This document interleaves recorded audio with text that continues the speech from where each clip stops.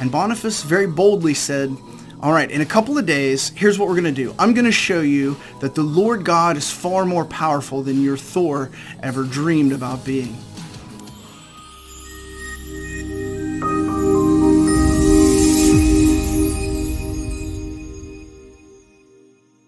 Hey everyone, Pastor BJ here, coming to you from Kirkmont Church.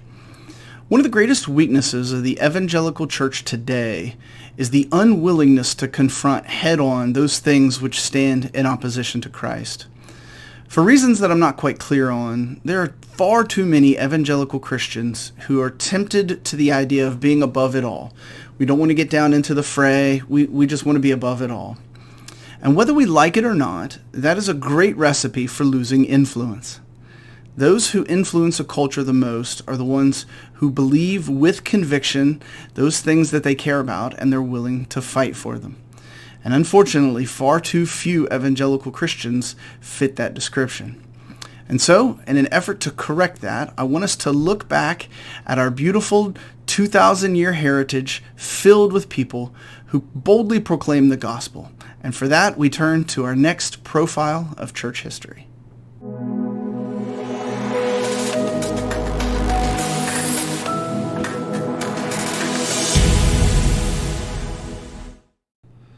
Our profile this week is about a man named Winfrid who was born into a family of nobility in Wessex, England.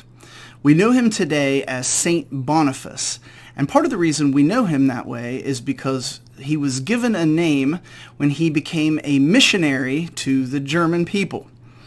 So his story goes like this. He was born obviously into this family of nobility, and for that reason he was given a very privileged education.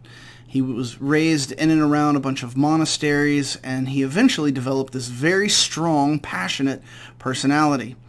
And by the time he was 30, he was actually ordained as a Benedictine monk, and he was simply filled with passion for the gospel.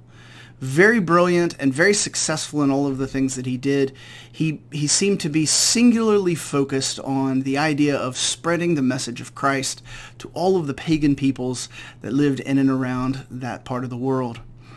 And eventually he was dispatched to become a missionary to Germania, where basically this area was filled with pagans who worshipped what we think of as Germanic or Norse mythology. So think Thor or Odin or those types of characters.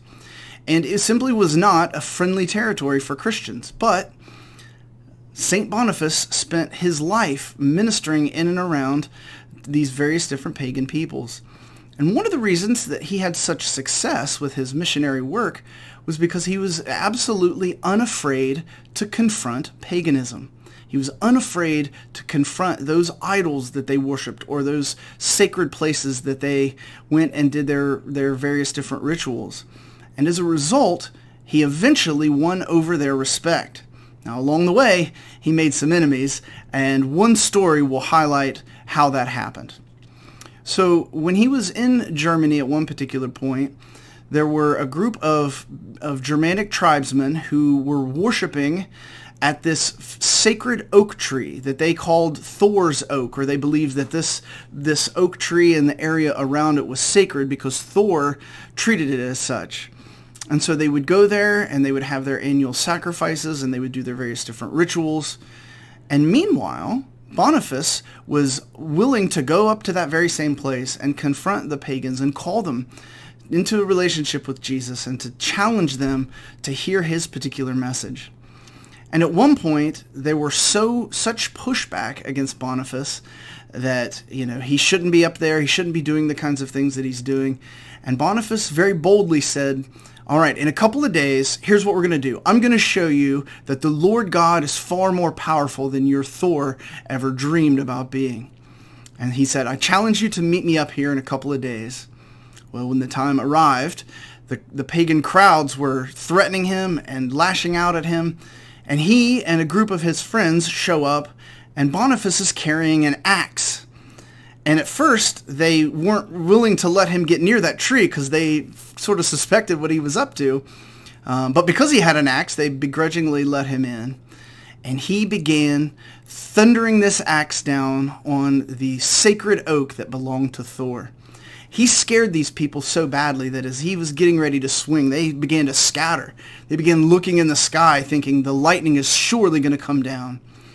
And for I don't know how long, he swings this axe over and over and over, completely defying Thor, challenging him, and eventually the tree falls. The tree falls and collapses, and the pagan peoples are scandalized.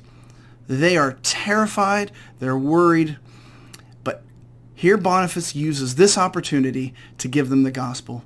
In fact, one of the pagan elders spoke up and said this: "Our fathers and grandfathers came here to win the favor of the gods, and so have we.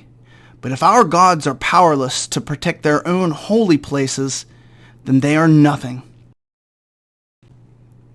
And so here he is, given this beautiful opportunity to share with them the gospel of Jesus Christ and to tell them. And ultimately what he says is this: "My beloved, we are men covered with sin as you are, but we believe that the Son of God took our sin upon his own body when he died on the cross. If you are to be saved, you must believe in him and follow him only." So as you see, he doesn't use this as an opportunity to brag or to become arrogant and to talk about how much better he is. No, he turns their attention to Christ and says, "See, we're no better than you." And ultimately, the people of the Germanic tribes in and around that area began to accept Christ. And one of the things that Boniface did to highlight this was he used the wood from that gigantic oak to build a church in that very location. And so here, Boniface ends up making this place a place where instead of Thor or Odin or any of the other pagan gods are worshipped, here the one true and living God through Jesus Christ is worshipped. Now here's the thing about Boniface. He was bold in everything that he did, and that was part of the reason he was so successful. And even in his old age, he ends up dying a martyr's death because he's continuing to fight for the cause of Christ in very dangerous and hostile areas. And I think there are really two lessons that we need to take away from Boniface. The first one is the most obvious. If you are truly passionately convinced that Jesus is who he says he is, then the most logical thing to do is to be willing to tell people that, to be unafraid, and to be willing to go to the places and do the things that most people don't want to do. Timidness does not exude confidence. If you believe that Jesus is who he says he is, then we need to be confident in that. We need to recognize that unless we're willing to confront the things that are in opposition to Christ, we're never going to be able to spread the gospel. And Boniface is a great example of that. The other thing I think is important to realize here is that being bold doesn't mean being mean, doesn't mean being violent. Sometimes Boniface gets a reputation for being a little bit of a hothead, but that's just simply not true. Boniface is one who is willing to admit that he is not a holy, righteous person, but it's only by God's grace. And that is something else that I think we need to remember is oftentimes we get the impression that being bold is somehow mean, and that's not the case.